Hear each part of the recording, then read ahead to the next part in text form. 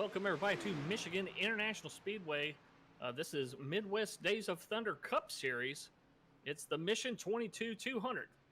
We got 200 miles to go here at Michigan. It's a large 2-mile track. We'll be doing 100 laps here tonight. I'm Alan English. Up here in the booth with us, our new producer, lead commentator for Friday nights is our friend Francisco Villarreal. How you doing, Francisco? Doing pretty good. Excited to get here in the booth, work with you all, see how this goes. And down on pit road, we've got our man down there with his cooler of cold ones, Adam Turner. How you doing tonight, Adam? And you know, I love Michigan. Michigan's the home of Ted Nugent. It's the home of Big Deer, and the home of this awesome racetrack, which I actually have won before. I don't know if I've told you that. I'm pretty much a champion at Michigan. But here tonight, in West Days of Thunder, 0 fast repairs, 80% fuel, 100 laps. That, you know, Louisiana math, that's 200 miles, and the track temp is 104 degrees right now, so 105, 106, kind of peaking. It's going to be a little slippery out there, so we should see some interesting stuff. I know there's a lot of different things that you can actually race this track. It's just not a single file deal. So I'm looking forward to the real racing out here tonight. So this is race number 3 on the schedule so far this season, and we've only had one winner so far, and it's Justin Malarkey. He's swept the finishes so far here in the new season of MDOT Cup. I don't know if you guys if you think luck's going to change tonight on this this technical track that doesn't really look like one, but it definitely is. We also want to thank Brandon Hughes for joining us in the booth as well. He'll be helping us coordinate, pulling drivers up, and doing interviews. And it's good to have you with us, Brandon. Thanks for joining us tonight. Yeah, I appreciate you guys having me. Yeah, there's a lot going on, a lot of new changes. Midwest Days of Thunder. English, and how you doing? Your hip's you gonna survive today, or what's the deal? I'm gonna heal, man. Okay, well, I'll be back running 5Ks in no time. Well, you actually never did that. Probably. No. Either way. Not since I was still wearing a uniform. I don't have to take fitness tests anymore. But so far, during the practice session, Justin Barkley with the fastest time out there by about a 10th, 38:57. We got some guys that kind of wait until a little bit later to really show how fast they can run. A couple of them guys out there on the track, we know they're a little bit sneaky in that way. Well, I don't know, Francisco, if you've run this track before, but it's definitely one of my favorites because there's a lot of movement out there. I like the brake fade or the of your tires actually in 3 and 4 really comes into play, and there's some good places to pass people. If somebody makes a mistake, you can stomp on them here. So I think it makes it like a real racy track. Yeah, what I like about this track is kind of the strategy that plays into it.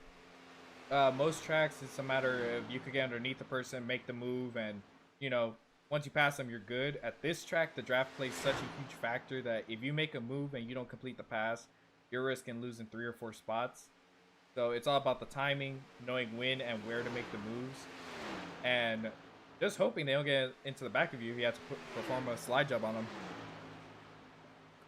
Yeah, you see that too in one going into 2, and it narrows as you come out of 2. It just seems like it narrows. I don't know if it's an optical illusion or what, but it tightens up right after 2, and we always see a lot of trouble right there as you go in the backstretch. So yeah, it's a different, interesting track for sure. And as fast as this track is, the pit road speed's only 55 miles an hour. So if we do see some green flag pitting tonight, which it's Michigan, we may end up seeing a green flag pit stop or 2. Getting that thing slowed down to 55. I hope you guys practiced some high speed laps with some heavy braking going into pit road there, because once you come out of 4, that's a pretty sharp turn to get into the pits. Yeah, it definitely is a sharp turn. I'm also hoping some of these guys are patient, because I've raced a lot of officials at this track and seen it way too often where they see a little bit of a gap open and want to peek their nose in, and it either puts one into the wall or takes out 3 or 4 drivers. And patience is gonna be a big factor in just trying to reach that first green flag pit stop. I agree with you. And patience is always the name of the game, it seems like. But these guys out here, they're always wanting to compete. It seems like once they get the tires warmed up, there's somebody, that's not patient, and then it ends up to be, a lot of fun, and there might actually be a fight or something. That's what I like to see. All the guys argue and fight and yell at each other. So we might see that. I don't know. They're going to have to test their patience ability here. We will see. Hey guys, where are they streaming this on or at tonight? I'm glad you asked. We're streaming on the MDOT TV Facebook page.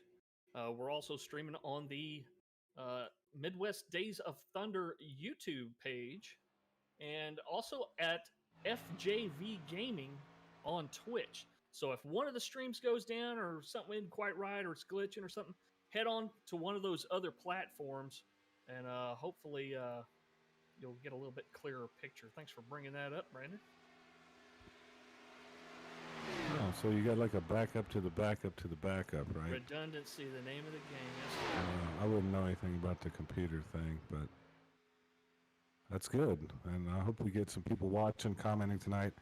We're doing some kind of fan of the race here. What's happening tonight? Yes, sir. We'll be monitoring the social media pages that we just mentioned, the stream pages, and we're monitoring comments. And we look forward to interacting with the fans out there, as we do every week.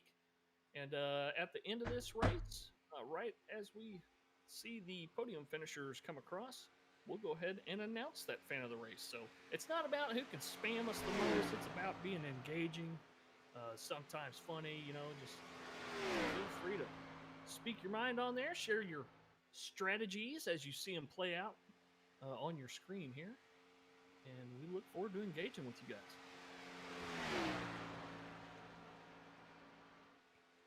So 80% fuel, roughly, what do you think we're going to have a fuel window here if we go green flag racing the whole way? I have not done a You haven't done the fuel math? test run. I haven't either. I haven't done a fuel test run with these cars. See, 80% fuel, I believe you might be looking around, I'm going to have to say 45, 50 laps maybe? So this has potential to go to the end of stage 2. Is that what you're getting at, Adam? Yeah, I was just trying to see where we're at. I know we're doing this stage racing thing. Everything's confusing now, with iRacing and all the changes. No, we can't just run around. We got to do stages. So, but that's what that's what they're doing in the big leagues. So, and Midwest Days of Thunder does a great job of kind of lines, right? So, you have ARCA, you have Trucks, Xfinity, and then Cup, and it's progressive. So you work your way up from kind of the bottom to the top. I think that was who said that? What rapper was that? I know that song. Oh, I was at the bottom, but now I'm here. That's what they're saying here in the Cup Series tonight. Well, one thing's for sure, qualifying is definitely well underway. Joe Neidick so far, the guy sitting at the top of that tower with a 39.1, almost a 39.2. And Justin Barkley right behind him. He was your fastest car in the practice session. Mike Hornbeck and Matthew Gusty are top 4, and Joe Archer sitting in 5th right now. But don't look at that to stay the same. You never know. Richard Michelob Gray might jump up there into a top 5 spot. I'm going to go ahead and doubt that. Yeah, well. This isn't a plate track. That's where he does his magic. He's going to have fun tonight, but I tried to train him on Michigan, actually. He doesn't like to listen to me. Those old guys that get set in their ways. Oh, yeah. I also want to thank Fallen God 343 for getting this sponsor for us tonight. This is Mission 22. If you go to mission22.com, you can see what these guys are all about. It's a charity that run by donations only. I mean, they're dedicated to healing America's war vets when they need it the most. PTSD and stuff is a very serious issue, and the where they get their name from, we lose on average of about 22 veterans a day to suicide. So they're trying to help negate that. They got some special programs and events for these guys, but there's only one way to get help, and that's to ask for it. So if you find yourself in that boat, definitely take advantage of some of the programs that are out there. If you can get a hold of somebody at the VA, that's another story. Easy. That's not the VA. It's a nonprofit Mission 22. I don't worry about the VA. But thank you to everyone that's served. And obviously you've served. You're talking about the VA and whatnot. But let's see. About to start this thing. I at least start gridding up. It's Joe Neidick, man, Mr. Ohio up front there. That's good for him. I don't know. It's going to be a long race, 200 miles. I mean, they're going to be put to the test, and their brains are going to be put to the test. When is our first stage? What stages are we at tonight? Francisco, correct me if I'm wrong, but I think it's stage 1 is ending at 10, and stage 2 ends at 35, and then stage 3 we'll run it out to lap 100. Yes, I believe that is correct based on what I've seen in the details. So yeah, stage 1 ends at lap 10, stage 2 35, and like you said, all the way to 100 for the end. That'll be some fun racing. I like how they kind of split it out and didn't make it all equal, right? So the final stage is kind of like in NASCAR. That's right. Will be your longest stage. So, hey, pretty cool stuff. Yeah, man, they're starting to grid up out there. Yep, let's go ahead and run down our Mission 22 200 grid here, the starting grid.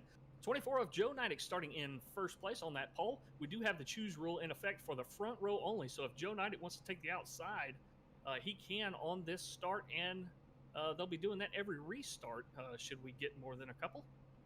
Justin Barkley is going to be starting to his outside in the 9 car. Angel Hernandez in the inside, row 2 in the 42. Mike Hornbeck racing in the 84, starting in outside row 2.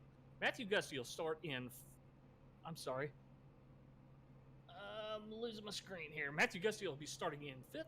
Jason Ricketts in the 1 machine starting in 6th. Joe Archer in the 56 starting in 7th place. Michael Buckley in the 26 will be starting in 8th. 9th place will be William Brown in the 48 machine. Mike Simone in the 27 car starting in 10th. Go ahead there, brother. All right, number 5 with Taver Mowry. He'll be in 11th. The Angry Man, Derek Schimmel in the 96 car, 12th. Sneaky Pete Van Sprundle, 13th. Anthony Fry, 14th. Number 97, Connor Darnell, 15th. 35, Ethan Flanagan, 16th. 73, Justin Malarkey, 17th. The number 10 in the Rainier Beer car, as usual, Matt Forens in 18th.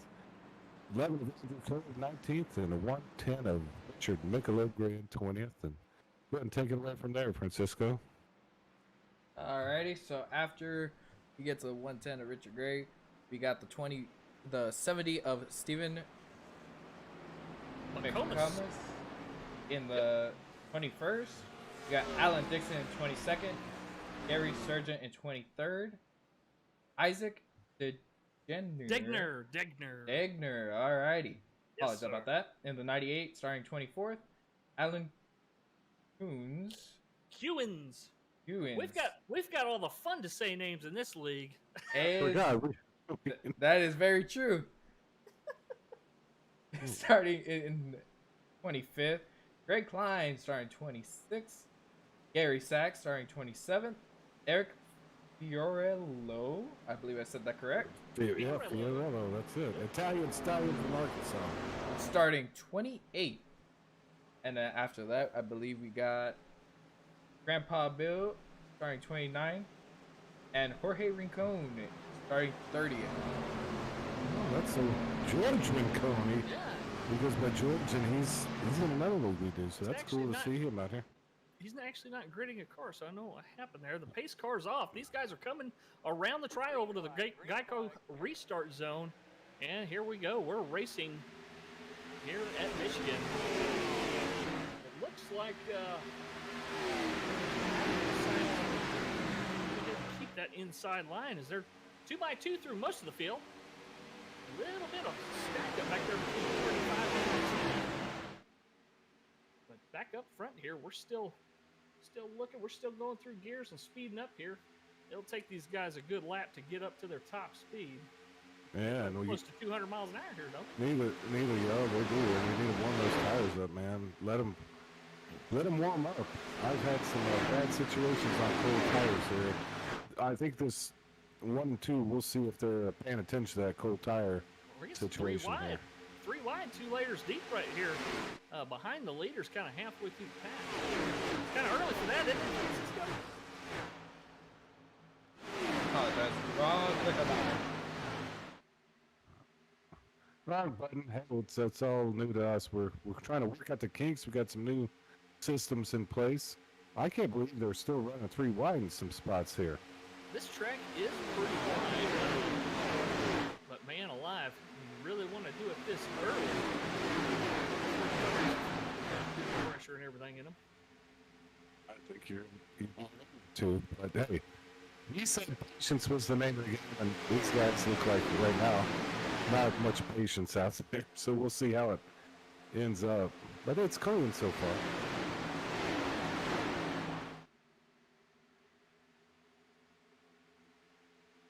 Looks like the outside line has got the advantage here as Barkley comes on down.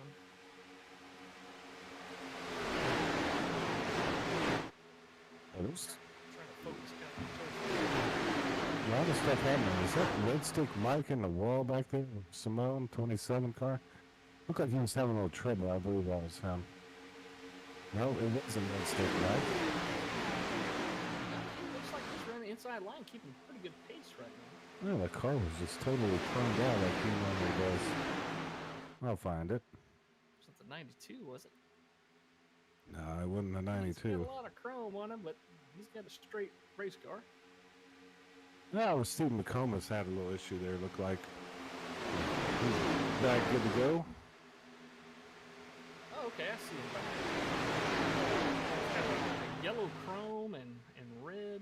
Yeah, it's pretty eye-popping. Eye-catching, yes. These boys are still cool wide. Yeah, I don't think they listened to Francisco about the patience. Look at them there.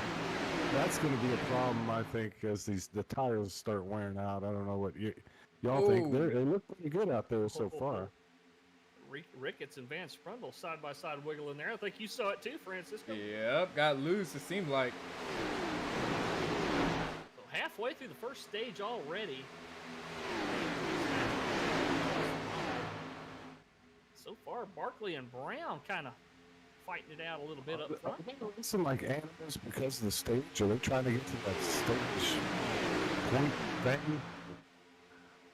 I'm kind of confused, but they are really getting after it so far.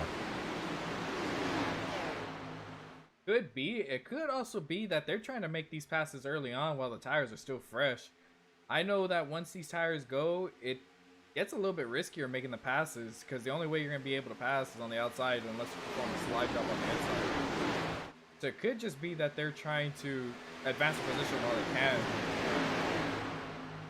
Well, that would make sense. Just get as many spots as you can early as you can, and then you're going to have to maintain, especially throughout the final stage here.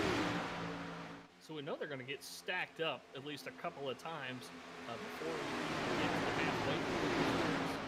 So we might see some strategy early as far as pit stops and stuff go. I don't know if we'll see any two-tire stuff or even some fuel only, but it's possible.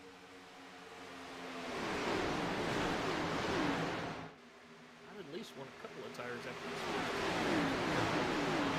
You got to do 25 more. It'll be interesting. I would.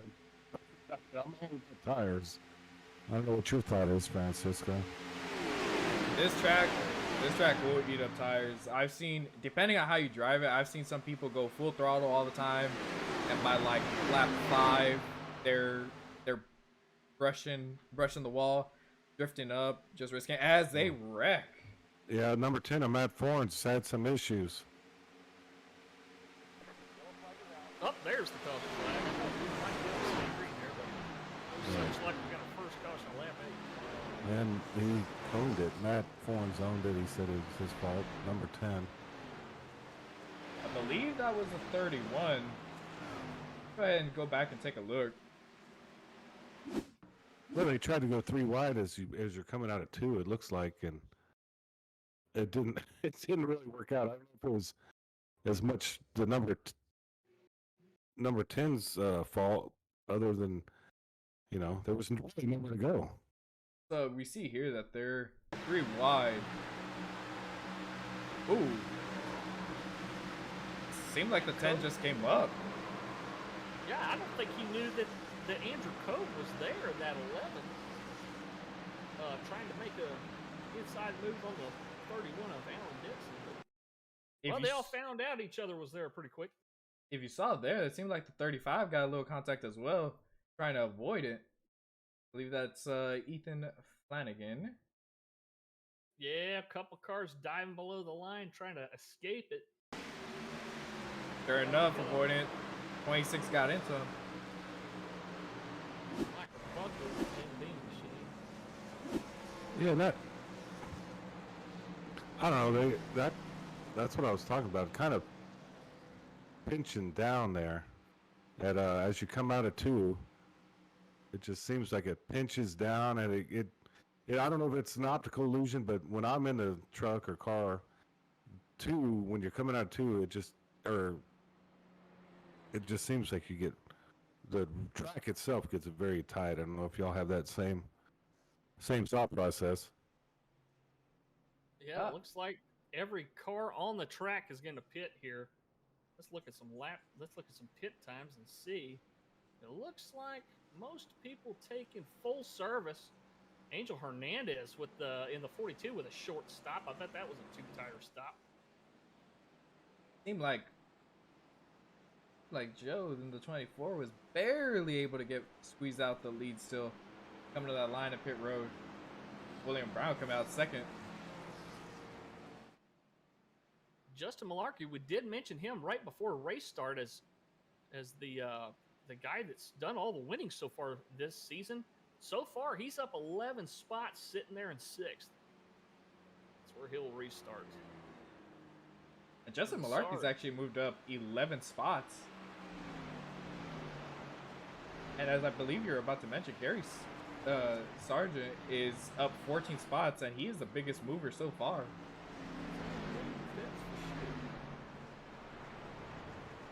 All right, so Everybody joining us on our screen. Go ahead, Mr. Kirk. no, I was just going to say, so is this going to count for our competition caution? I'm going to assume yes. Or It do we should. know? I have not heard any radio traffic to the contrary. Well, so I heard them talking, and then I heard them yelling at each other. So it gets to be a little much sometimes.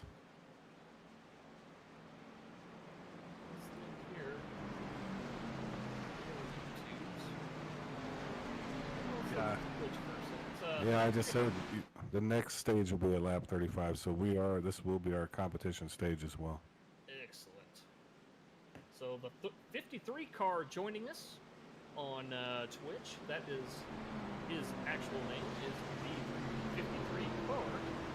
Pulling for Dixon and Sargent out there today. And let's see, over on the YouTubes, we've got there Blake Flanagan pulling for Ethan, Thomas S. pulling for Angel Hernandez, and the Fallen God pulling for the 35 machine of Ethan Flanagan as well. And Brandon Hughes typing on there saying, where is there? Oh, it's who's everybody have tonight? Who you pulling for, Brandon? Who's Matty G? Is that Matt Gusty out there? Yeah, good old Matthew Gusty. Yeah, hopefully he can make a good showing tonight. Yeah, I believe he's in that 29, is he not? Yeah, he's in the 29, rocking a Dale Earnhardt paint scheme. Yes, I love Oh, they got some cool paints out here too. We can get into that as this thing's about to go back to green.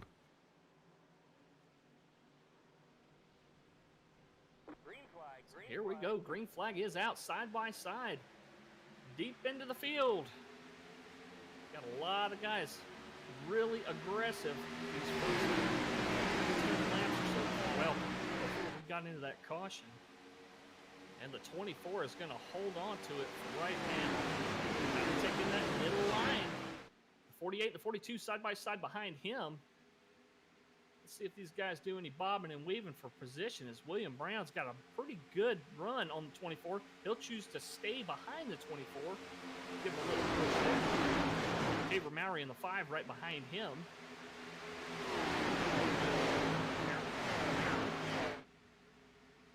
Mobile, Alabama, or Mobile? Mobile 1. Okay. You You got it in Louisiana mode. Look at Darnell 97 is sitting in the middle like a silky duck there. He got passed a couple times on both sides. I saw someone hit the wall in the back there. I believe it was that white and blue vehicle.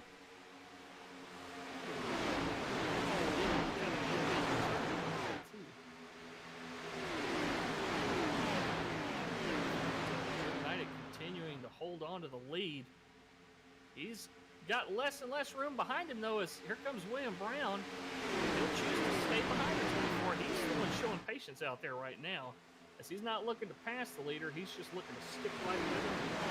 Give a little push on the back bumper now and then.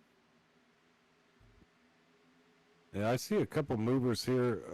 Eric Fiorillo and Greg Klein, teammates. They're up quite a few spots. They're working their way into the top 10, looks like. Yeah.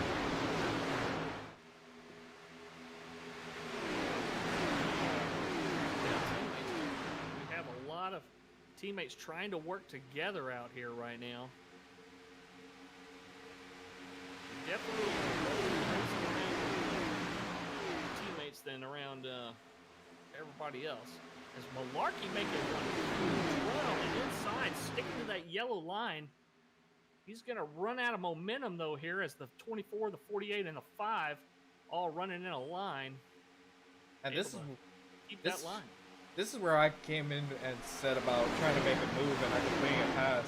Try to make a move, and here you just have everybody on the outside just trying to get a run. Yeah, he's abusing that right front on that 73 for sure. Ooh, sticking to that inside line, pushing it hard. I believe the 84 smacked the wall coming out of that corner. Mike Hornbeck. He's hanging in there, and hey, if y'all don't know, Francisco is actually kind of like one of the real good drivers on our racing. Why don't you like doing the road to something like that? That's not easy to do. So you put in all those races with the big guys. Oh, as we see one get loose, that was a 30 of Barry Sargent. Able to save it. That was a really nice save, especially in traffic like that. He got. Oh, another one in the wall.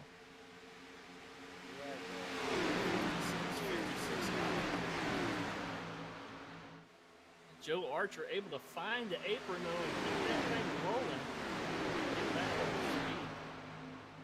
rolling. Good eyes, Yeah. guys. Yeah, I like having that information in my 56. I didn't even see it until you mentioned it, so that's good teamwork here. We're learning to work as a team up tonight. Now, could this be a factor of tire wear already? Pushing a little too hard, a little too early? I'm going to guess yes. Would be if you're in a battle and you're trying to win that little battle, yeah, I think if you're not cognizant of what's going on around you, you're probably burning up some tires faster than you should be. That's why this front group of three is doing so well right now, because they're sticking together. They're not trying to pass each other. They're just trying to make it by, and that's the Latte Motorsports team. 3 wide here as we go into 3. Wow. Oh, the 25 got up into. Yeah, Eric Guerrero was one of the 3 wide cars there, and in the 25, and got a little squirrely, but they're still running.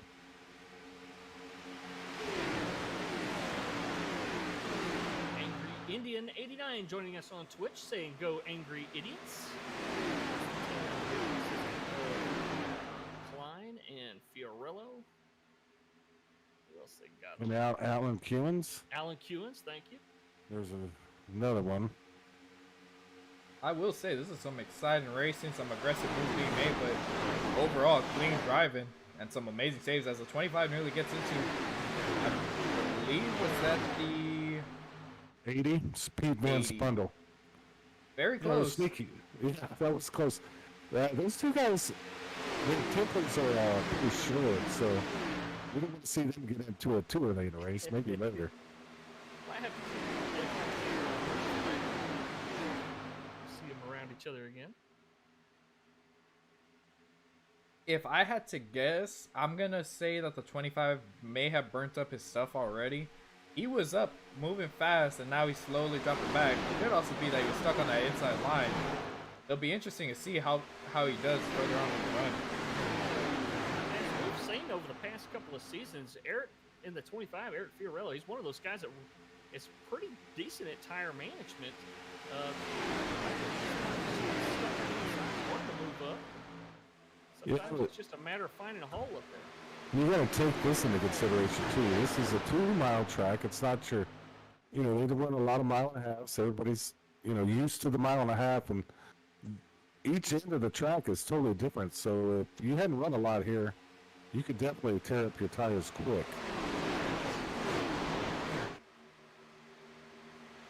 These guys are just spraying the first tires 15 laps when that yellow comes out to end the stage. If we don't get a yellow before then. Start to calm down a little bit though.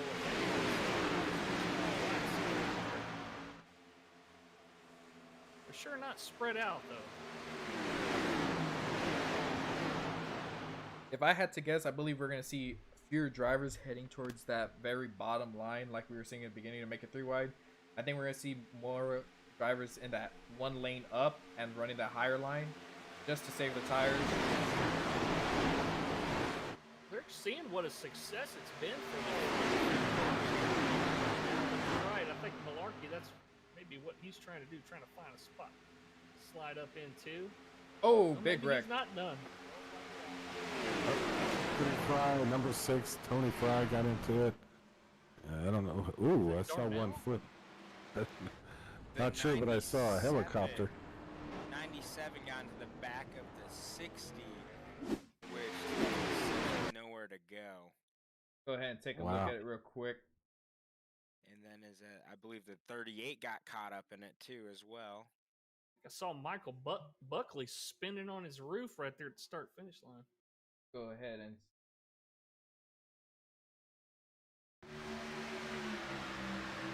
ooh, 97 just smacked the wall, lost it, and just collected up some of the other drivers, and we saw the results. Oh my gosh. Yeah, the result wasn't pretty, and it did look like he just kind of lost it on his own, didn't it? It sure did. Yeah, he just drifted high. He might have been texting on his phone. I don't know. Or, there's a lot going on out here. I'm not going to blame it on something dumb like that. But, I mean, the concentration level is so high here. You make one minor mistake, and it could cause something like this. Very true. I believe it was the last official races that were here. I did about 12 races, and 10 of them I got collected up in the wreck just because someone smacked the wall or anything, and it just collects a bunch of drivers. So concentration here has to be 100%. If not, any little error, and it could result in a big wreck. And your reaction, your instinct is try to get off the wall after you smack it instead of kind of holding it up in there. But that, that's what I try to do when I get into the wall. I try to stay up there and let the guys pass before I come back down. But it didn't look like he had a choice. It looks like he straight bounced off of it as the leaders are coming down pit road here. I believe we had some people stay out. 96 of Derek Schimmel and Justin Barkley. Yeah. Oh, Schimmel. He's not an angry idiot no more. He traded teams to Super the serial, yeah. Yeah, so him, Andrew Cobb, and Justin Barkley, Mr. Mac and Cheese, they're all in a team together. So maybe him and Barkley are trying to figure this thing out. They think they're going to beat the system here. And that's a cool thing. Everybody has a different pit strategy, and maybe a way to get up front. So As we see, the 24 kind of fall back a few spots could mean that the guys that came out in front of them could have taken less tires, maybe. Yeah, looks Yeah, like yep. Mike Stone and Pete Van Sprundle just took 2. yeah, they took 2. I'm down here on pit road. I was drinking beer, so I didn't actually see what they did. But just by the times, I can tell they took 2, and that's probably going to be fine. They only have 10 laps to go until the competition caution. So I like that play actually. Could be interesting. Now, interesting part to this is, how do you think these old tires are going to be able to hold up against the newer tires? They're going to get smoked like a Christmas doobie, would be my guess. But Well, I'm not sure. I mean, if they stay side by side, they've got 0 chance. Okay, if they can somehow work out, you know, who's going to be in front here, these 2 teammates might be able to do something like what we saw the Latte Motorsports guys do, and try to dominate the front end and run where they want, because they're not trying to pass each other. It's up to these north-south guys and a couple other teams behind them to try to put something together to get around them and pass. But yeah, they only have to hold on for what? When we go green, it'll be what, 8 more laps? 8 laps. Is there? No, it looks like we're going to go to green after this right here at the end. So, and one of these cautions, I think we're going to end up talking to somebody and seeing what their feelings are out there on the track. You know, I'm just trying to piece this thing together. I can't believe. Yeah, it looks like we probably will tonight. Derek Schimmel. Strange seeing him up front. Now, as a driver, would I be paying attention here, at least for the guys that stayed out and also for the guys that took tires, is see how these old tires hold up? Because if you see that they don't lose too many spots, towards the end of the race, if this comes down to a 10-lap dash, this could be important information, seeing how they handle. If you're in the back and you just want to risk it. No, I agree with you right there, and that's the strategy that's cool. You can kind of play off other team strategy too, but you have to have somebody that's actually paying attention, not just driving around, turning left, and drinking beer. There are some serious drivers in here, so I bet they're paying attention to all that information that's given to them. Here comes the pace car down onto pit road, and we'll get this restart underway. That Honey Smacks Chevrolet of Derek Schimmel is the leader, though he chose the outside line. So it looks like Barkley's going to go ahead and get a little bit better run. He's got 2 other cars behind him. He's got a little bit more help than the 96 had. That 27 did not get going enough to help Derek Schimmel out. That draft on the inside was just too much. There was too big of a gap to create any kind of momentum to hold them off. Catching back up to the back of the 9, but see, there's where your tires are as hard as these Latte and North-South cars can, because they all have brand new tires. Yeah, they're running them down like a freight train in that turn 3 and 4. Look at Eric Fiorello making a move up here in 25. For the lead as well.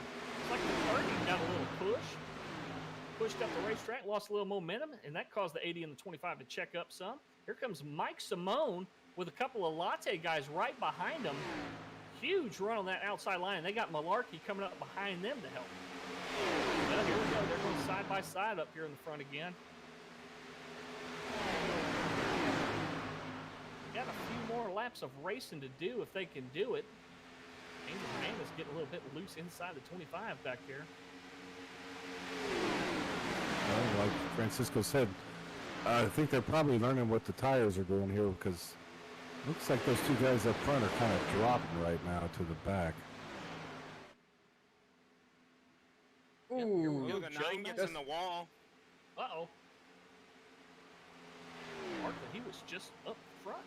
Well, and he's on those old tires that we were just talking about. He's probably having a hard time dancing around out there. A little bit of lap traffic. It's the #1 Ford Mustang of Jason Ricketts at Blue Machine. Sitting kind of mid-track. These latte teammates of Joe Nidick and Tabor Mowry run that outside line once again. Another Mike important Simone right behind him. Go ahead, sir. Another important detail to note is there is no fast repair. So any damage you receive by hitting the wall, hitting another car, any wrecks, that's it. You're gonna have to deal with the repercussions of it. So it's important to be careful, be safe, but at the same time try and gain as many spots as you can. Yeah, these aren't the next gen cars. These are the old sheet metal cars, so they tend to get some damage pretty quickly if you're hitting the wall. Stevie DTV checking in with us on YouTube saying Derek's Honey Smacks is dope. And go Derek. And go Honey Smacks. Like a cereal fan. I mean, get it? Super there was, cereal. I guess they were Love good back in the day when I was 10 maybe. I haven't had them in probably 30 years. Sugar crisp cereal, which became golden crisp cereal. Well, so 48. really throwing the knowledge out there on the cereal. 48-5 coming right up there with their teammate again, so reunited once again. Now, Yeah, as you're seeing, 25 was making a move. Go ahead, Francisco. as you're seeing, there's two kind of main packs forming. If this main pack actually works together instead of racing hard against one another, if they're able to create about a 1 second gap to maybe one of those pack cars, they could actually pull away because that draft disappears after a second. So it'll be interesting seeing if they try and do that or if they're going to keep battling and let the second pack kind of get back into it.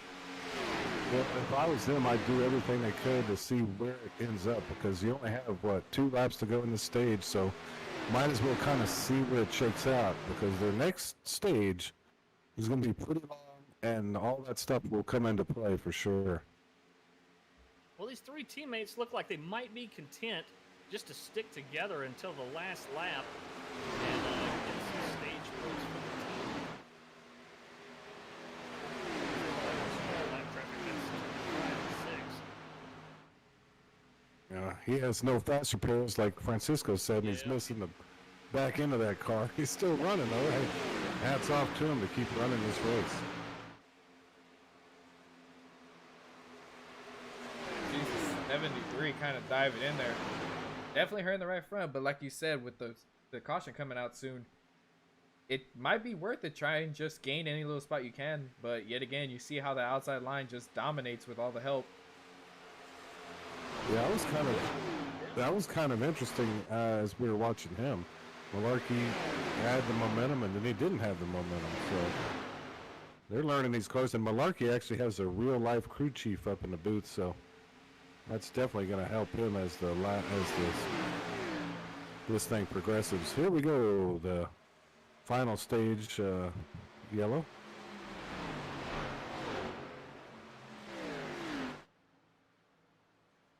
That'll give Joe Nidick a stage win with William Brown and Tabor Mowry taking second and third.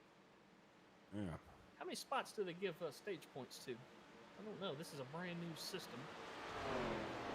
That's something we're going to have to figure out. Yeah, we'll Kind of like find that. playing Yahtzee. Yeah, well, we'll play these games as long as we have to figure out the new season rules. And don't forget, everybody, there's going to be a random draw, or not a random draw, a fan of the race awarded tonight. So keep the comments coming on Facebook, YouTube, and Twitch. So I think most of y'all will agree that now that stage racing is over, we're going to see every car come down for probably full service. Tires and fuel. I don't see a reason not to at this point.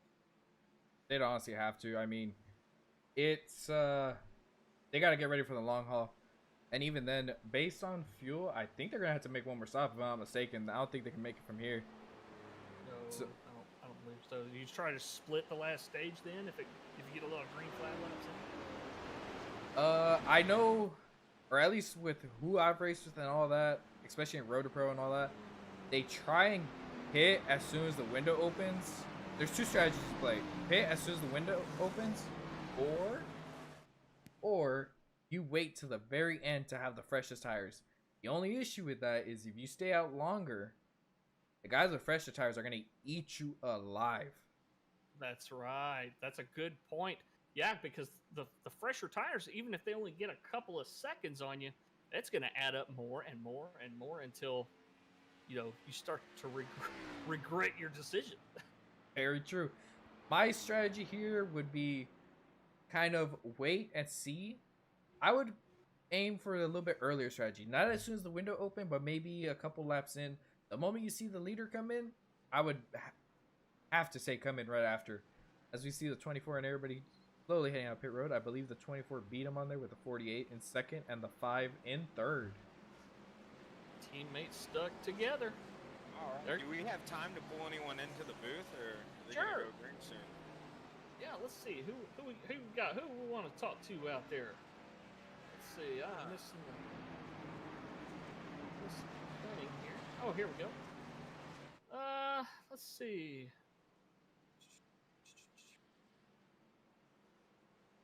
You want to pull up Joe Nidick, our stage leader here? Yeah, let me jump in there and see if they're ready to talk. Oh man, we're gonna get to talk to somebody. Yeah, That'll be interesting. We got sidetracked. There's a red flag in the actual Daytona race. Their trucks are racing out there tonight. Good crash. Yeah, you gotta love that.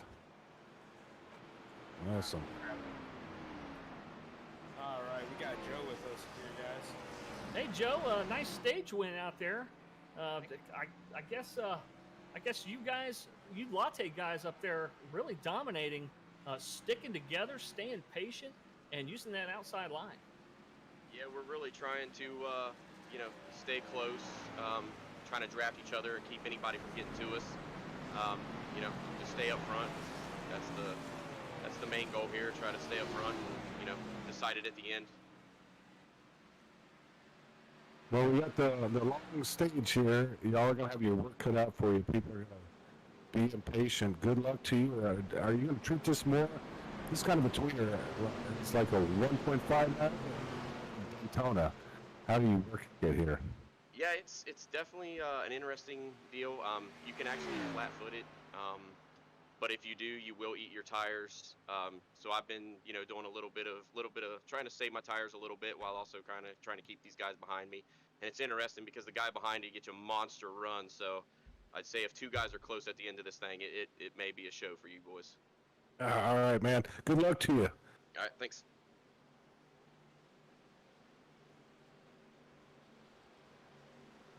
All right, we got him back down in his channel. That's some good insight there. Yeah, I wasn't sure he was going to give us any pit strategy information there, so I'm watching. No, he's not gonna tell us any of that cool stuff. The 92 and the 25 are pretty close together right here in the starting order. They just got to get together. One's on the inside, one's on the outside. Maybe they can get together and try to make a challenge for up front here as we get ready to go back green. And the green flag's out. 24 getting a really good jump. See if the 48 tries to duck in behind him. He's getting a great push from the 25 though. Let's see if he gets the push from the 25 and leaves him hanging out to dry. That may be the team strategy here. Is to get these 1-3 Latte Motorsports cars together. They're 3 wide back here behind them, with Mike Simone sandwiched in between Flanagan and Klein. So Klein with the teammate now on the outside of him, and Alan Kewins in the Mission 22 Ford Mustang. I love the team dynamic in this league. That's love it. That's exactly what happened up front. The 48 just jumped down with his team. Yep. He's going to try and bring him with him by helping with the draft. Yeah, but if your teammates are up there, you're gonna have to figure out who your friend is. You're gonna figure that out real quick. But the latte guy's got it figured out. Oh, slippery there for 24, huh? Let like that tire pressure build up. Ooh, 25 in the wall. Straight. he comes down. Mike Simone checking up just in time. Yeah, he tried to hold it as best he could. Looked like he saved it pretty well. A ripple effect that went all the way back to Gary Sack in 89. Middle and high.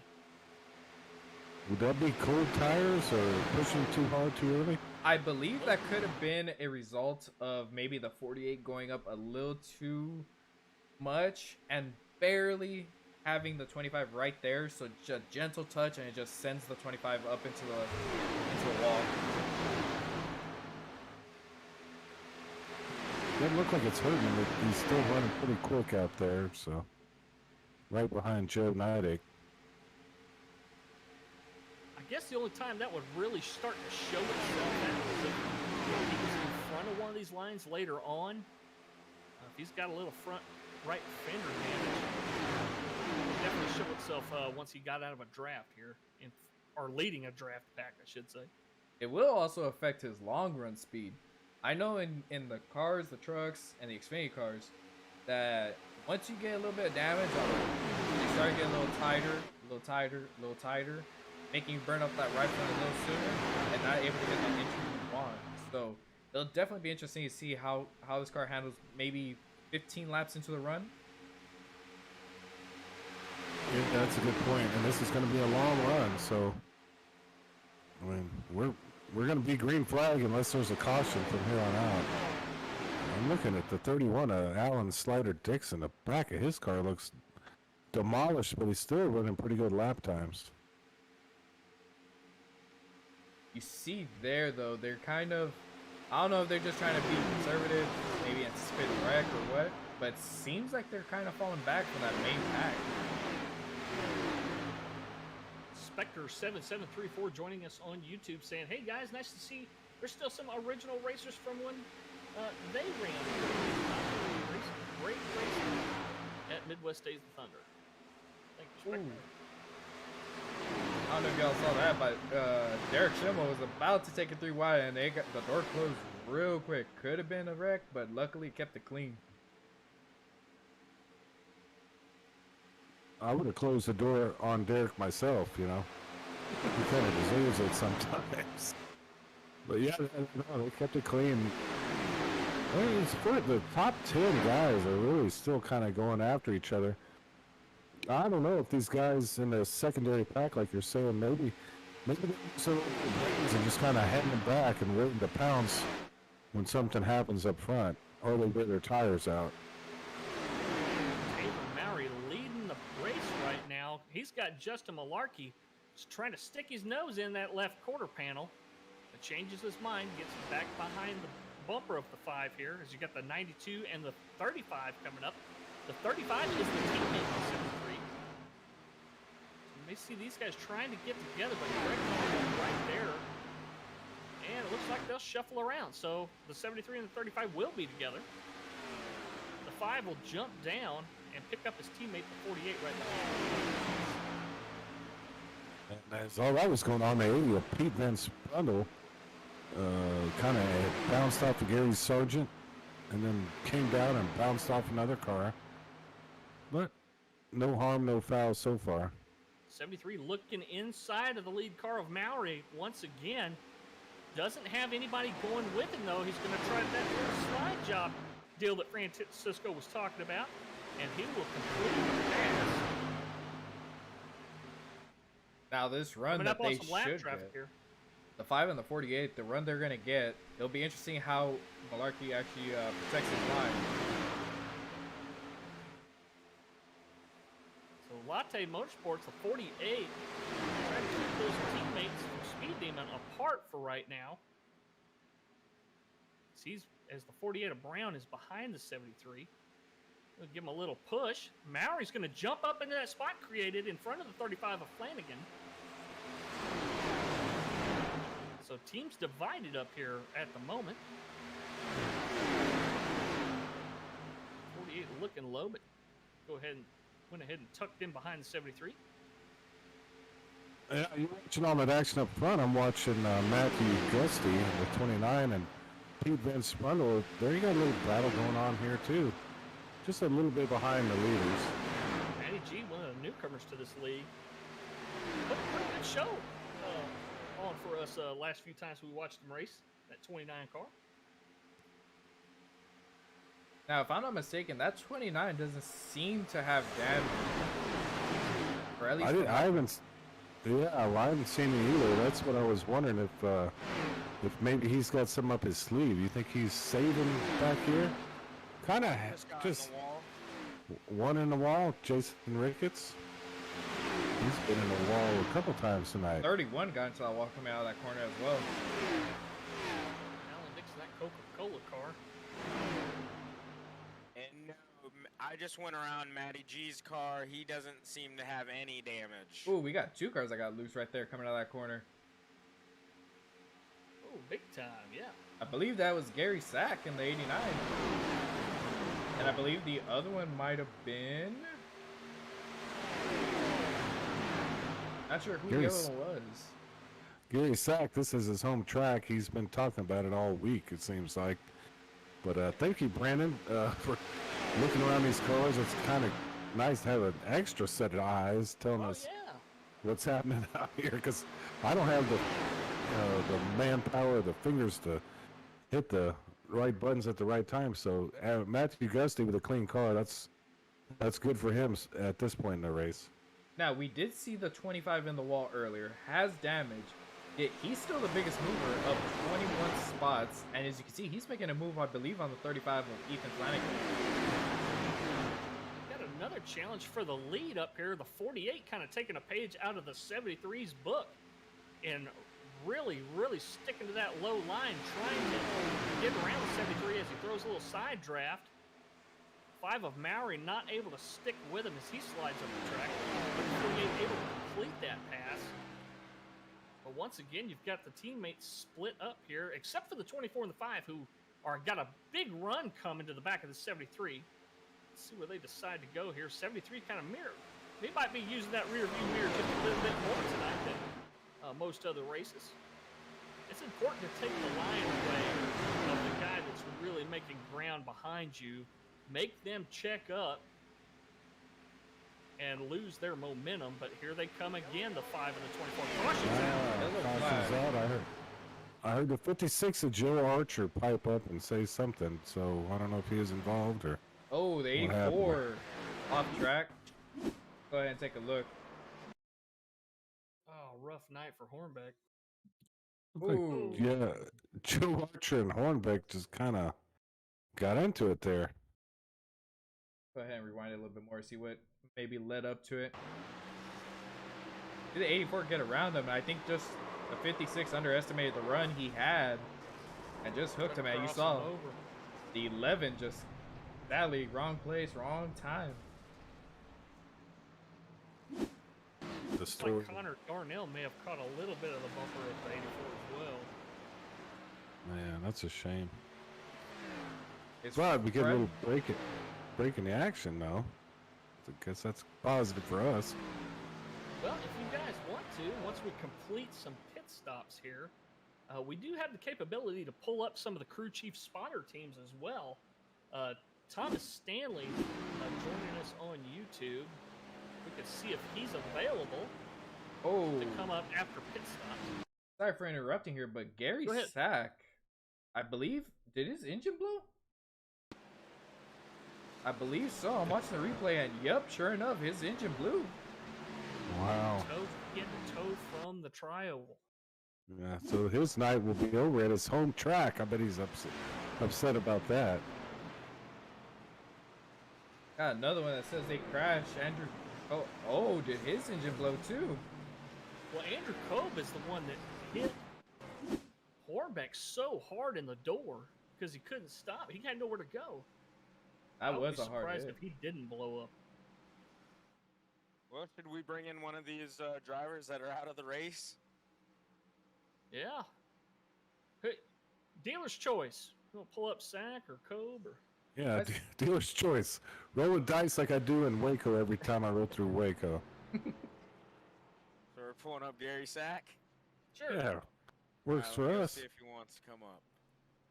That's sad to see Gary because I believe he was having a pretty decent run.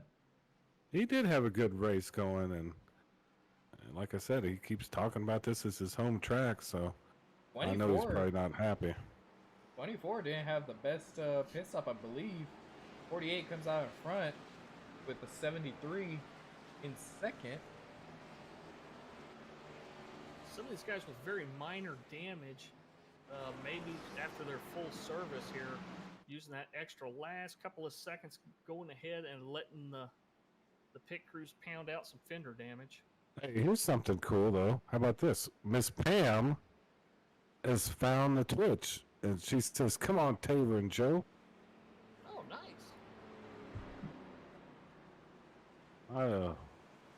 We got a sack up here in the booth with us?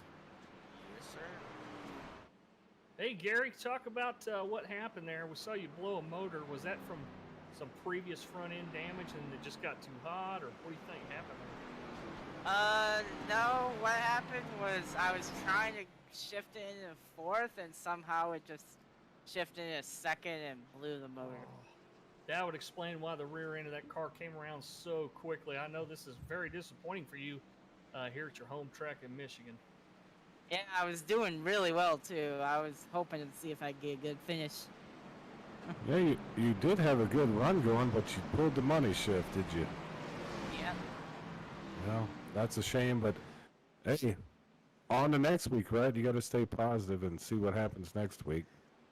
Yeah, next week I believe we're going to Laguna Seca, right? I believe so. I think you're right. I think the Cup Series is going there next week. I don't have the schedule right in front of me. I should have. I don't have an excuse for that. Yeah, we only have like 15 computer screens in front of us, so. But I started to see that, Gary, and you did have a good run in that number 89 tonight. So, good luck to you next week, man. Yep, thank you. We got enough time to pull up Thomas S, or looks like we might be going green. Yeah, I think we're about to hit it, man. Well, we'll see if we can pull up one of our crew chiefs here later on. I'm gonna guess we're gonna have at least 2 more cautions. That's my over/under, my bookie in me. So I don't know what y'all think. I think it's coming. We've got these guys up front here. We're fighting really hard. 7 teams really sticking together up here. But the pace car is down on the apron, heading back into the pit lane. As here we go. We got the 48 and the 73 side by side again, and the green flag's out. Looks like the 5 had a little trouble there on the restart. 35 right behind him. No real advantage for Malarkey in the outside line, as the 5's doing his best not to try to help push him past his teammates on the inside line, and doing everything he can to keep the 35 behind him as the 35 scrapes the wall a little bit, losing a lot of momentum there. So now we're single file for the first 4 positions. Whoa, the 25 of Eric Fiorello. Huge run inside of the leader. If he can hold on to it here, he may take the lead. Super aggressive from the Italian stallion from Arkansas. Trying to close that gap to the 25. Oh, contact. Oh, 25 got in there. Oh, big wreck. Big wreck. What in the hell just happened? The 25 and the 48 got together, door banging. And once the 48 lost it and couldn't keep it, that was it. That's all she wrote. Go ahead and Mayhem. look back on that. Yeah, and who's going to be to blame for this? Because I think it looks like they're going 3 wide, like animals into the corner there. We'll see. And this is what Francisco was talking about, patience. We still have 40, I'm not good at math, 42, 43 laps to go. I mean, come on, man. What's happening? Here's a really good view. Let's see what happened. 25 just wiggled guys on 48, and everybody trying to avoid the 48, and He went up side draft maybe a little bit. Yeah, and I can't put that on the 25, though, because everything was so tight right there. And 48 tried to get into a position that was almost like no man's land there. I don't know what y'all think. I mean, Well, the he- champion at this track, so I kind of He- know. He didn't move down to block the 25 from advancing past him. And I think maybe, I don't know. It looked like the 25 might have been trying to throw a little side draft on the 48 and didn't realize how close he was. That's what it looked like to me. It was just too much of a wiggle, too close racing.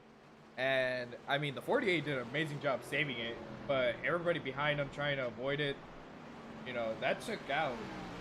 I mean, there's a lot of drivers damaged now. Including the 25's teammate, the 92 of Greg Klein, one of those. Have left with, you know, it was like you said earlier, 0 fast repair. How is this going to affect the field? The entire field's at this point, it's got to have damage. Well, I believe it's the top 3 or 4. 48 should be good, because all he did was get turned. So he shouldn't be too bad. Everybody else, though, that got collected up in that big one, yeah, it's going to be a struggle. So the 25 stays out, possibly just to lead a lap here and pick up that point. But did He might stay out longer. Who knows? Did that not look like the actual the big one at Dega or Daytona? Oh, it was huge. And that's the cool thing about this track. It's 2 miles. It's kind of the in between the intermediate and the super speedway. So it has all elements of those tracks. And that one there, we saw the big one from Daytona or Talladega. Those speeds and all the guys behind them getting collected. That was unfortunately for the guys on the track, but I thought it was kind of cool to watch. Chris Wage is on YouTube putting it on the 25. Richard Gray says, "Sorry guys, I lost my headset. No power. Can't hear anything. No backup speakers." So, Well, I'll I be, don't know if did he park? Yeah, he parked it. yeah, he's probably making some filet gumbo or something like that. Now, How do you the guys 20. feel about bringing Thomas Stanley up into the booth? Yeah, bring him on up. All right. Now, if we look at this, 29 doesn't seem to have any damage. He's still clean. I really wonder if he was just staying back to avoid something like that. I mean, we're looking at these cars. The 5 has no rear end, which is sad for the simple fact that he was one of the top runners all race long. I mean, that wreck really did a number on some of these drivers. Yeah, and that's what I was saying. I mean, these guys, if you were, what do you think, 3 back? You got collected in that mess there. And it looks like we got Thomas Stanley up here to give us a little insider information on what's going on out there on the track. Yeah, spotting for Angel right now, trying to get him back up there, and spotting with also Joe Archer. A lot of aggression out there on the track pretty much this whole race. We thought it might kind of come in later in this last stage, but man, a lot of guys being aggressive really early. How much of the team aspect do you see happening up here? Is that pretty much what you can contribute to the success of certain teams? Are they just working well together? Yeah, with Latte Motorsports before that big old mess of a caution, they were working real well together. Couple other teams were kind of just sporadic through the field, so it definitely is going to come down to who has the help up there. Well, I know you probably don't want to talk about pit strategy, but a lot of these teams, you think they're going to be trying to split this last stage kind of in half? Green flag. Well, it looks like we're going green here. Let's get back to the action. Let's get you back to your channel so we Go can for it. get back to work. 25 who stayed out with 27 will be your front row here as Matthew Gusty, who we're talking about, Matty G in the 29 Goodrich machine. Perfectly clean car. Can he And- keep it that way though? I tell you what, he needs to. If anybody can, I bet he can tonight. He's pretty much avoided everything out here. And here comes Barkley in behind the 25. 25 pushes way up the track there. And Gusty's sticking to that low line, right on that inside line. And we talked about him before with that clean car, and he's put himself in a great position right now. of winning that last one, and the key is can you avoid the next one? So, I mean, only time's gonna tell, and I don't know what these guys are thinking out there. I bet they're frustrated, ready to fight, maybe drop some gloves. I don't know. Let's go to the hauler and kick somebody in the face. Is that where we're at? Yeah. Is it? Oh, not yet. Sorry. That's what lap 90. I mean, if you probably feel that way about that 25 right now. Oh, you're calling your shot on the number 25. Yeah, I don't know.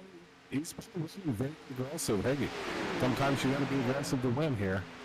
I'm not knocking it. Yeah, I kind of like the aggression from him. We don't normally see that in him. We normally see him very conservative. I don't know. He's really pushing it tonight. So these guys that have brand new tires, the 73 and the 9, really making some tracks now on these cars that stayed out. The biggest thing I see here, and it was real obvious right off the start, is who kind of really has a shot at still winning this thing. That first pack has dwindled down to maybe 10, 11 cars, while the rest of the field is damaged to the point where they're going to fall back and, you know, they got to be hoping for caution. And Barkley's seeing new life now, as you mentioned, a lot of the 25 front hit runners. the wall. Yeah, he just smacked the wall. He's fine now, but maybe that's something to do with his car. What were you saying about Barkley there? Yeah, now that some of the front end of this pack got cleared out, Barkley's got a little bit more of a chance to get back up here. He started the race way up front in here. He's trying to get back up there and stay there. Yeah, for those of y'all that don't know, because the race didn't used to go his way. He'd just go down on a pit road and buy some, or not buy, but he'd eat some macaroni and cheese and just quit the race. So he's come on and just watch it. So he's out there fighting. And I saw the number 25, Eric Furlow, hit the wall again on the back stretch. I don't know if y'all caught that. I don't know if he's having some issues with his car or what. Might have some front end damage now. Joe Knighting, those guys that ran up front so long tonight. Now a lap car victim. As the leaders come around his outside. Missing the back panel there on that Busch Latte 24.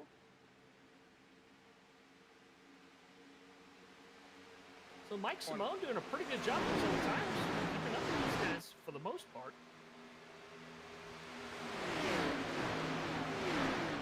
Now, one thing I'm seeing is, and it's actually interesting, is I've seen multiple people kind of dive it into that very bottom line to try and, you know, slide. Now, me as a driver, I would typically pinch them down to get them a checkup to keep the run on the outside. But here, I'm seeing them give the space. Now, that could be the patient game waiting. While I see we get a caution coming out, and I believe it was Michael Buckley. Oh, that's not good for Barkley. He don't have much of a car left. Well, I'm not really seeing where it happened. I saw Isaac Degner in the 98's got some heavy damage. He's slow in the backstretch. Let's see if there was something to do with him. I think I see it. Right here. I think he blew an engine. Oh, that caused a problem out there on the track? Yep. Blew an engine coming to the start-finish line and just coasting it. Wow. Yeah. Well, he's coasting back to pit. I don't know, but would that have brought up the caution? Just trying to figure out where that thing started. I believe so. Just because Michigan is interesting, as I do see someone in front of him. Wait a minute. I think I might have seen it. It was Michael Buckley. Let me find him. I saw him pull off to the side. There we go. Sure, what happened here? I see what you're saying.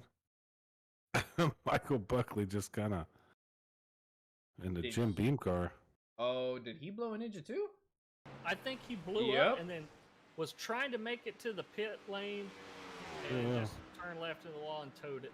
A lot of blown up out there, man. I think that's to do with that sheet metal, man, and all the problems that causing heat in that engine, and yeah, he totally blew that thing. Well, what do you We- guys think about bringing in another driver like that has a clean car? One of these Yeah. guys. Well, I don't want to jinx him, but let's bring him up. We Ooh, jinxed yeah. Joe, but bring him up. That's Let's see what that's the gamble. See what happens. They could hate us, but who cares? Bring him on up, man.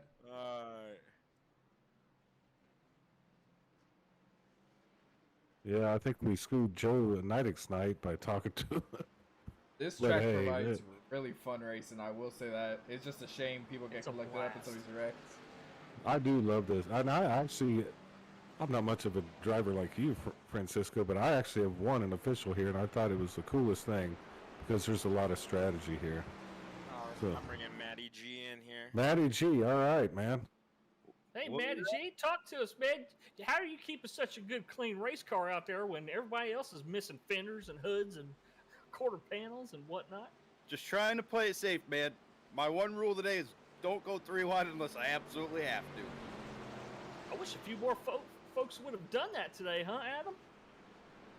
Man, I thought it was actually cool watching him go through. I mean, there's no almost any track on this circuit, but it wasn't for some of the stuff we see. But you stay out of it. Do you have any kind of strategy you're going to try to do here? Are you going to keep the conservative thing going, or at what point do you just let loose? Right now, I'm going to keep conservative, try to save my tires as much as I can, and then when it gets closer to the end, I'm going to see what I got. All right, awesome. Well, thanks for joining us in the booth up here, Matt. Hopefully you can hang on to a top 10. And it looks like Mike started in 6th place, so good job out there. Awesome, thank you guys. All right. Hopefully we don't curse him. Exactly, Brandon. We don't want to curse him.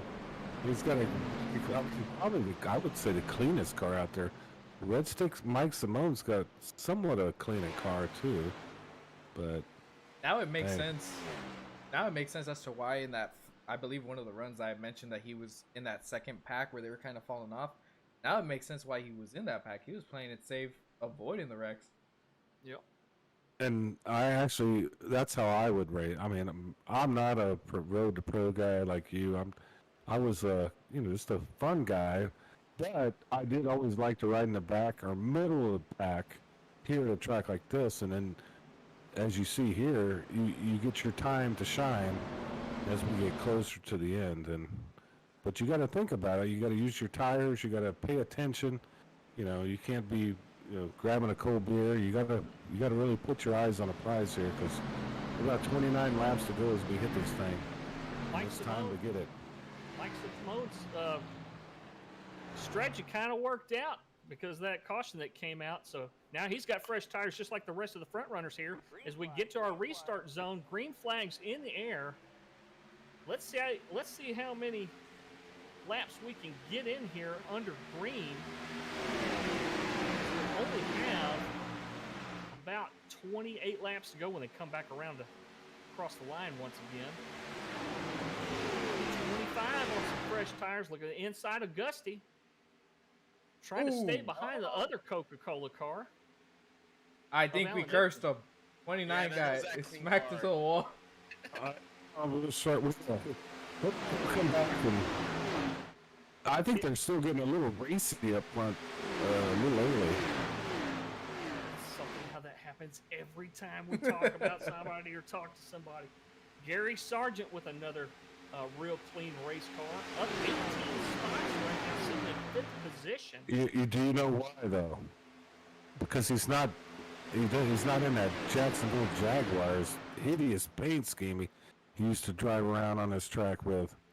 That thing was bad luck for him, I think. Yeah, I think it was. I'm glad he's on a different paint because he's actually looking good out there tonight. A couple of guys that are not on the same team looking around the back upper of the market trying to come up with what what they're going to do here. William Brown says, I'll make a decision. Oh, and he changes his mind. He's back behind the 9 of Barkley. Now, what do y'all say we do a little crank it up session as they come to the start finish line next lap? Yeah, do it too. Oh man, I'm down for that. These things sound so good, especially in this tight racing that's going on right now.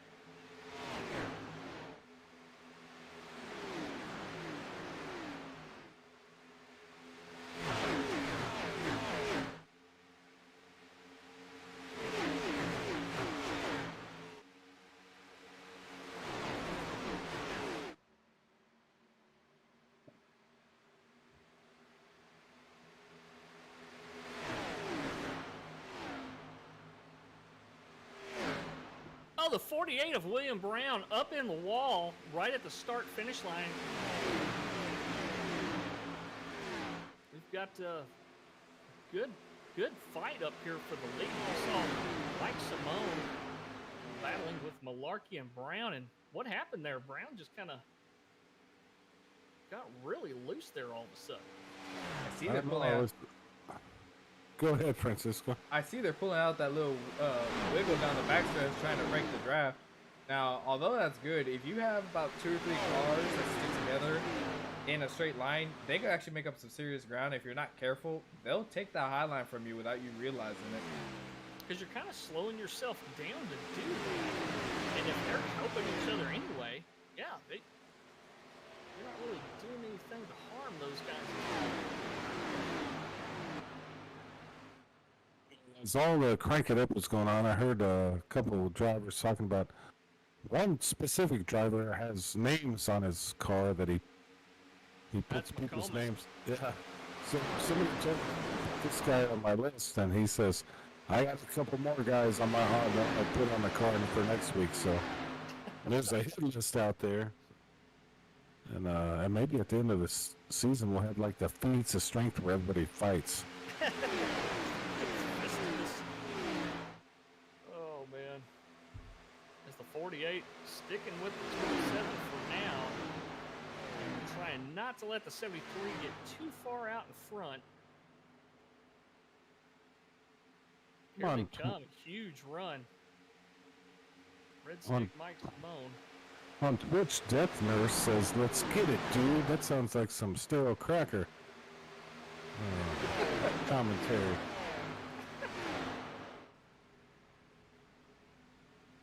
Now, one surprise that I see out here, just because of damage-wise, is that 30. Oh, yeah, man. His front end is messed up, but yet he's still battling. He's fighting for these positions, and he's actually Actually, no, the 25 is still our biggest mover, moving up 22 spots. But Gary has moved up 19 spots from where he started. Make that 20 with the pass that he just made on the 27. Searching for a way to hold on to a top 5 here. Run well all evening. Now way up next to the wall. Yeah, he did get up in the wall. 25 looks like he's going to take that spot. And Justin Barkley's pushing him in the number 9 Auto Care Napa Know-How Camaro. So winding on down, we're now within 20 laps of the finish. Pretty good little green flag run here. Are you surprised that the 73 of Malarkey's up front somehow? I am I'm not. He has a pit chief, a spotter. I think he's probably got all the things you need to NASA scientist. be successful here. A water boy. Somebody with a Gatorade bottle there with him just in case. Yeah, he's got everything he needs to be successful. But Gary Sargent's doing the same thing. Man, I can't believe he's up 20 spots. That's really cool to see. Are they coming up on lap traffic here? I'm looking at the wrong view for that. Yep, it's Ethan Flanagan's going to stay low on the apron and let all these guys around.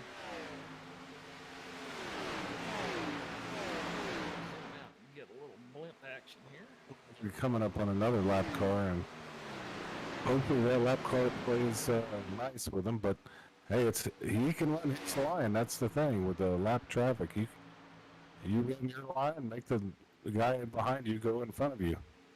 Tony Fry, one of the cars that was damaged very early in the racing session. He's going to go ahead and just stay at the top of the track. Still not a bad place to run, especially if you're damaged and off pace. As long as you stay up high enough, it's not hard to make a pass on a car that's that much slower than these leaders.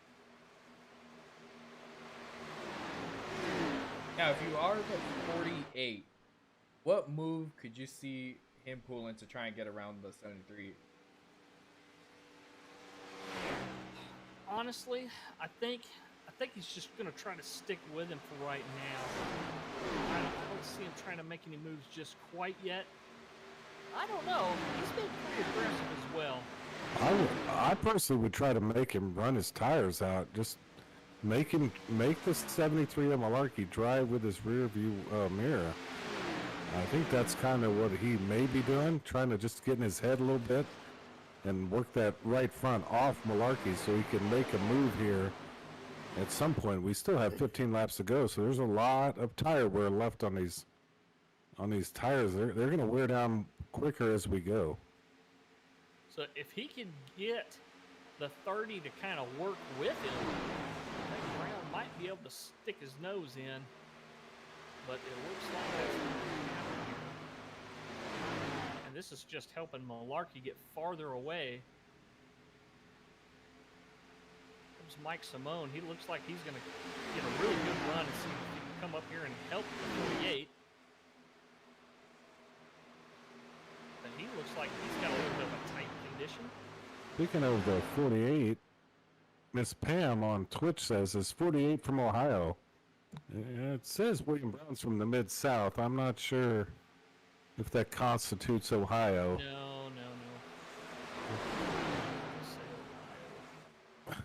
Yeah, so that 27 and 30 are getting really close in the turns. Yeah, they've been getting pretty tight, it seemed like. Oh, they make contact.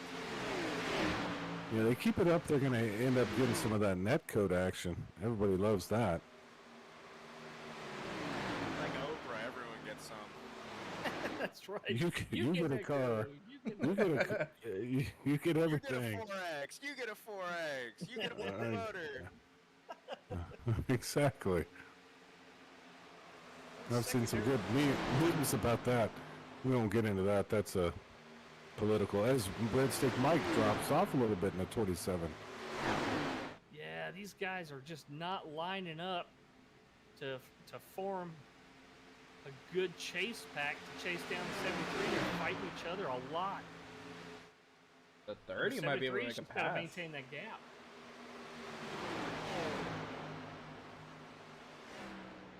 He was able to get to his outside and make it work. Yeah, the 30s, Gary Sargent's driving it like he stole the damn thing. Wow.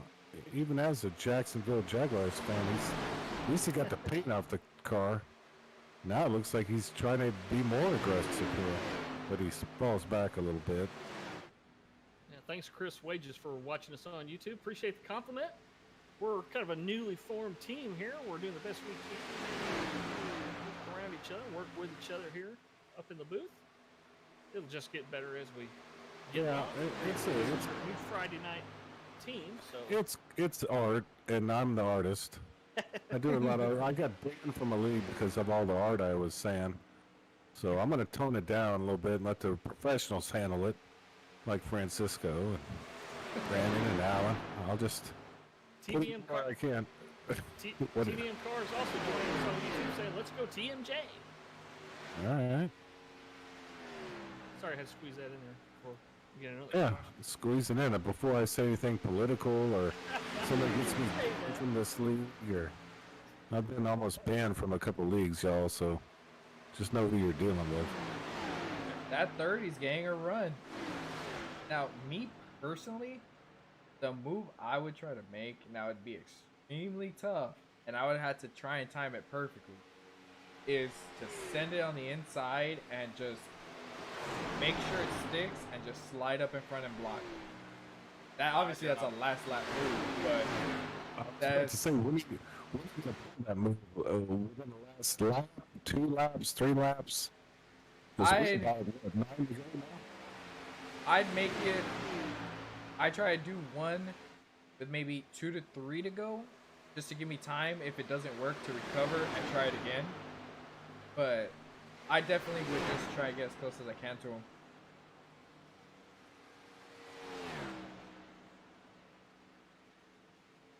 Stick Mike had a problem with the 48, and he's swinging around him there. Now he's losing his momentum. Crazy how that happens.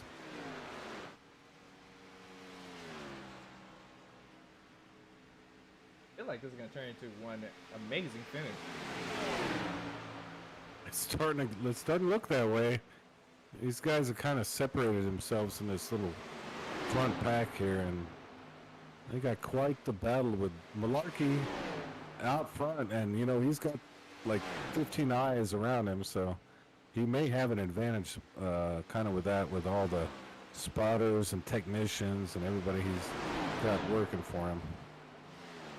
Adam Strom joining us on YouTube once again. Thanks for joining us, Adam. Saying, "Evening, fellas. Great job as always, and let the beer flow." We got really nothing to do up there in Minnesota right now besides. Oh, you have let to the drink beer when you're flow. up there, yeah. Ice fish and a cold beer, and probably whiskey.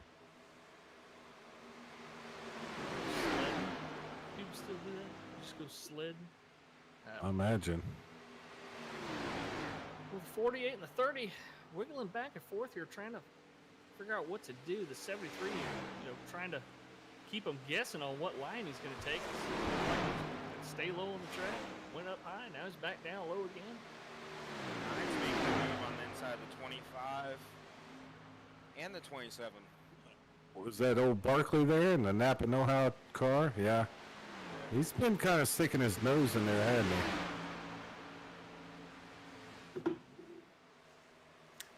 All right, now can he clear that 27 though?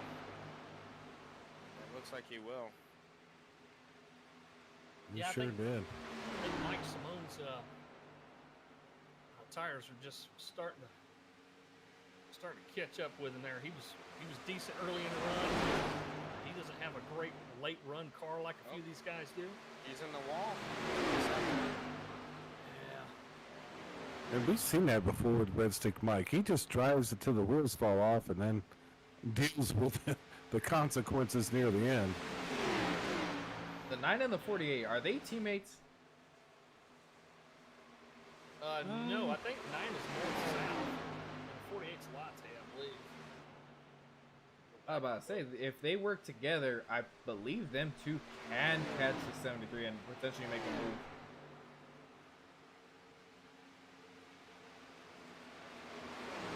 Seven's throwing it in on the 30. Oh! Saves it, keeps it off the wall. I'm sorry, I misspoke. The 9 is Super Serial Racing. But yeah, they're not teammates.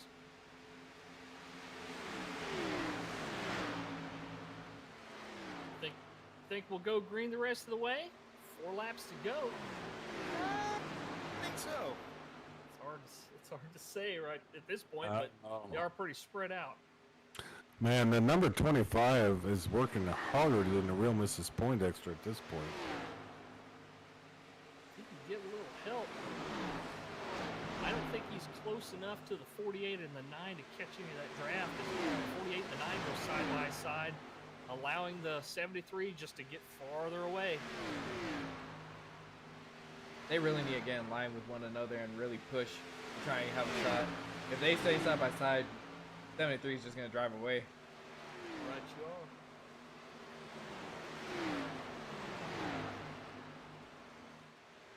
are. Well, we're getting down to it here. We got 3 to go, 4 to go. Is kind of spread out, but looks like Malarkey has gotten quite a bit of a lead there on Brown. Yep, Chris Wade just seeing the same thing on YouTube, saying that 73's just To the pulling 25, away. they're wrecking. Yeah, Sargent Up high. 30 got into the 25.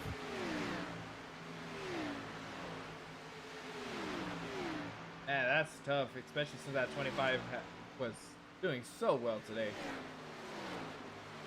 Matty G avoided that one. I think the 30 owned that, saying he was pushing hard on old tires and slid up the track. 25 able to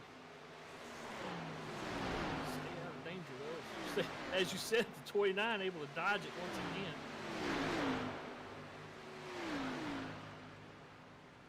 No caution, they're still gonna go green. They're able to keep it straight, which was a really job well done, especially how hard he hit the wall. Here we go. As we come around getting ready to take the white flag here in about half a lap or so, there's lap cars coming up in front of Malarkey. His teammate, however, the 35, will dive down onto the apron. Let's see what these other guys do. We got the 5 and the 24 teammates. Let's see if they try to do a little block, try to slow down the 73 a little bit to allow their teammate, the 48, to catch up. And here it is. Here's the white flag. 1 more lap to go, 2 more miles. As the 5 and the 24 don't look like they're gonna just move over and let the 73 go, which is their which is their right to do. Trying to help their teammate out a little bit in the 48. Middle of the backstretch, 73's got a huge lead. He is way out in front of William Brown, Justin Malarkey, and Mike Simone. Angel Hernandez right now rounding out your top 5. Last time they crossed the line, and here he comes. Justin Malarkey taking the checker flag here at Michigan. I believe Barkley was able to get second off of that. Made his move. Did he really? He actually did. He actually made the move and timed it perfectly and was able to get to it. Wow, he gets to finish right where he started the race then, right there in second place. Good job overcoming his falling back earlier in the race, able to work his way back up. Well, we didn't curse Matty G. Well, that's good to know. He finished 7th. Well, top 10's not bad. I think he would have done better if he didn't talk to us, but he did pretty well. He might have done worse if he didn't talk to us. That's true. Good point. Let's look at the positive side of things. 73 Well- doing his victory burnouts. Or his donuts, correction. I don't know, but he can definitely earned it out there. he can burn Michigan down just like Ted Nugent when he's out there flinging arrows at all the deer up there. Well, Stranglehold playing on this iPod. Chris Wages will be your fan of the race tonight on YouTube. Thank you so much for watching us, Chris. We know you used to be a part of this league a long time ago. It's good to see you come back as a viewer. Remember, this league's always recruiting, starting in the ARCA and truck racing. You got to earn your way up to Xfinity and eventually to Cup. A lot of guys choose to stay in the lower series because the racing's still good there as well. We got anybody ready to do any interviews? I don't know. Maybe Yeah, we there's can get some guys in the podium channel. I don't see anyone in there yet. We'll wait for them to jump up here just a minute. well, there's 50 channels in this Discord. Which, if you want to join this Discord, Midwest Days of Thunder, cool. You can start in ARCA trucks and work your way to Xfinity, then to Cup with the big boys here. Damn near had 30 cars tonight. That was pretty cool. So Matt Gusty had 1 incident point. 1. Malarkey had 0. That is pretty damn clean racing between those two guys. That was really cool racing. Especially with the way that these wrecks happen where it was a big group rather than smaller groups. Also, if anybody's watching the broadcast right now, if you look at the bottom of the results that we have on the screen, that is where you could also look them up on Facebook if you're interested in the league. Feel free to add them, and I believe they have a Discord link on there as well. So anyone interested, feel free on joining. So far, still nobody in the podium finishers Discord channel. Well, they're probably celebrating with cold drink or something. They don't want to talk to us.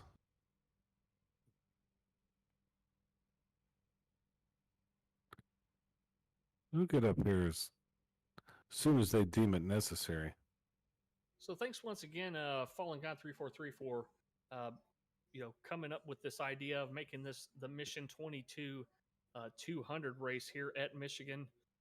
As we mentioned earlier in the broadcast, Mission 22 is a veterans help organization devoted to helping guys with PTSD and traumatic brain injury and other issues. There's a lot of other issues that face these guys when they get back home. They've been around since 2013, helping our guys. We're losing 22 a day to suicide. It's just it's not the direction we need to be going as a country. So they're doing their part over there, nonprofit. Go visit them, donate at mission22.com.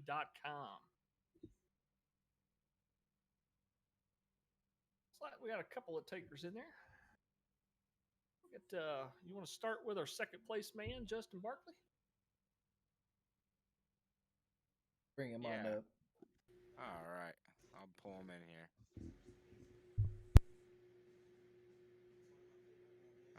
All right. Hey, Justin, it's the guys up the booth. You got us? Yes, sir. Well, you fell back after starting in second. Then you worked your way back up there. How'd you do that? Is it tire management? Because it looks like you had a pretty good long run car. Well, this time me falling back was my fault. Bumped into the wall because I didn't take tires on the first caution, and then honestly, I avoided that big wreck, and I just managed to stay up front by taking tires every time. Well, how are you going to celebrate this second place finish? You going to big bowl of mac and cheese, or what's going to happen? Nah, I think I'm gonna go ahead and go to bed and get up in the morning and head to Daytona. Oh, There you go. that's awesome, man. It's just right up the road from you anyway. Might as well go check it out. It's the first time you've been to Daytona. You've probably been there a bunch of times. Yeah, I've been there a lot of times. I'm gonna go for the whole weekend. Cool, man. We want to see some pictures of the infield and stuff, all the craziness. and stuff. I want to see you in the jailhouse now. You be careful down there I with all don't those plan on- animals. I don't plan on being there. All right. Hey, send some pictures to the Discord. Let us know. Hey, congratulations, man. Thank you. Good man. run. Thank you.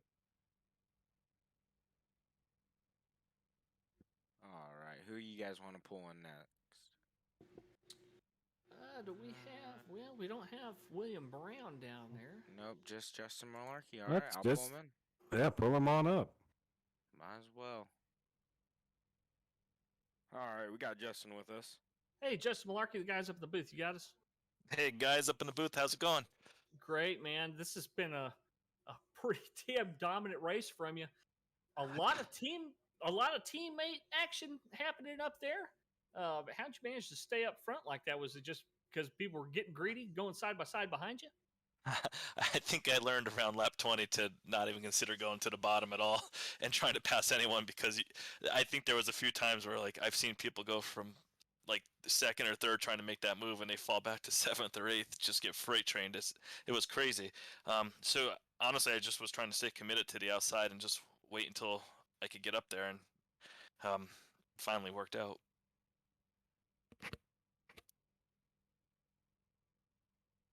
Oh, did I lose you? No, you. Hey, Go ahead, great Adam. job as usual. You went up 16 spots. I don't was know how you did it. I after I qualified, I couldn't even find myself on the ticker, and I'm like, I was wide open. And Isaac's like, oh, go down to the curb, oh, on the front stretch, get speed and all this stuff. I'm like, oh, this feels like a great lap. And then I look, I'm like, what the heck? I have no idea. It's just, I don't know. It's every week. It's not about the qualifying, right? It's about the finish. And as usual, you're up top. Do you have any shout outs? Or I know you probably want to talk to your shout out to your crew chief Isaac or whatever, but anything you want to talk about while Yeah, we give the you whole the chance? The whole team definitely is fun getting together with everyone Friday night, and then Isaac went and put some out there to sponsor on the Mission 22, so appreciate him doing that for the league. And yeah, everyone who watches, you guys putting the show on, hopefully my family enjoyed it, and it was a good time. This package was crazy. I really thought it would eventually get spread out, and it just never got spread out. It was like a mini Daytona race. It was pretty crazy with this new package. Yeah, we mentioned that it kind of raced like a pack race, even though this is kind of a technical track. I mean, you really have to pick and choose your line, and you did pretty much everything right, especially in the latter stages of the race. I know you mentioned in that inside line kind of being, being a pain in your butt early. Yeah, there was figured people it out out? there. I was kind of learning what they were doing, learning from them. People who would make the move, people were kind of trying to dip down there, give them the draft on a straightaway to keep the cars behind side by side and help the guy on the inside, and then, make him burn his stuff up, and then they flip-flop positions. It was like a battle of like chess out there. It was pretty interesting. Well, congrats on the win. We sure appreciate it, and good luck to you next week. Yeah, it should be fun. Thank you. I look forward to it. I'll talk to you guys hopefully. Do we want to pull up Isaac Wilson? No, man. Let's. We don't have William Brown. Why don't we just go ahead and talk about the finish this thing, which was pretty Okay. awesome. You want to do Yeah, I would do the finishing order here? old rundown and roll this thing out. Sounds good to me. All right, so your race winner, once again, it's the 73 Speed Demon Motorsports car of Justin Malarkey. So, as Adam mentioned, qualifying is not everything, as he started way back in 17th place, but able to run all the way to the front and stay there and wins this race. Justin Barkley in the 9 machine. We mentioned him, or he mentioned scraping the wall a little bit early. Great recovery by Justin to finish right where he started in second place. William Brown looks like he had a real shot at it towards the end and just kind of didn't really work out for him there. Still, great finish right there in third for a podium. Mike Simone, that questionable tire decision he made a couple of cautions ago did not come back to bite him, as he did get a caution that he needed. Came in and got tires with everybody else. Ended up finishing in fourth. So a great finish by Red Stick Mike. Gary Sargent in the 30 machine. Missing a little bit of his front end, but man, great clean racer, and it earned him a top 5 tonight. Matty G, Matt Gusty in the 29. Another guy that kept a great clean car out there. He'll finish in 7th. I skipped over Angel Hernandez. I'm sorry about that, Angel. The 42 finished in 6th after starting up front and 3rd. Still got to be happy about a pretty solid performance there. Just Jason Ricketts had a little trouble early, but great recovery, able to dodge danger on the last couple of cautions. Picks up an 8th place finish. Derek Schimmel, we saw him up front a little bit. He was one of those guys that stayed out during a caution, pick up a lead lap point there. But Derek with a solid finish in the top 10, finishing 9th. Eric Fiorello in the 25. We saw him scraping the wall just a little bit after the big contact we saw towards the middle of the race there. Eric able to still bring that 25 machine in, that Coke machine, in 10th place, and that'll round out your top 10. Yeah, and then 31 Al and Slider Dixon 11th. 97 Connor Darnell 12th. 56 Mr. Canada Joe Archer 13th. Number 10 of Matt Forns from the state of Washington. Surprising 14th there. Number 5 Tabor Mowry. 1 lap down, first car lap down, 15th. 92 Greg Klein from Tulsa, Oklahoma, 16th. Number 6 to Anthony Fry, 17th place. Number 24 Joe Nodick, another Ohio boy, 18th. Sneaky Pete Van Sprundle from Long Island, 19th. And then 84 of Mike Hornbeck, rounding out your top 20 there. Go ahead and take it away, Francisco. Alrighty, you had the 35 of Ethan Flanagan in 21st. Alan Ruins is the number 60, finishing 22nd. Stephen Comis in the 70, oh yeah, finishing 23rd. Andrew Kolb in the 11, finishing 24th. Gary Sack, you saw him running pretty good, but sadly a blown engine in the 89, finishing 25th. Isaac Degner. Degner. It takes a while to learn that guy. Woo. In the 98, finishing 26th. Michael Buckley in the 26, finishing 27th. And Richard Gray in the 110, finishing 28th. Wow. Well, that was a good race, boys. And hope y'all enjoyed watching it. I think we kind of learned how this thing works together, and I thought it was fun, man. Thanks, Brandon, Francisco. I thank you, Alan. I think hopefully the viewers enjoyed it. Yep. And thanks to all the folks commenting on social media. And once again, Chris Wages, you're a fan of the race tonight. And we'll catch you next time. So for Francisco, Brandon, Adam, and myself, this is MDOT TV, the new Friday night team, signing off. Yeah.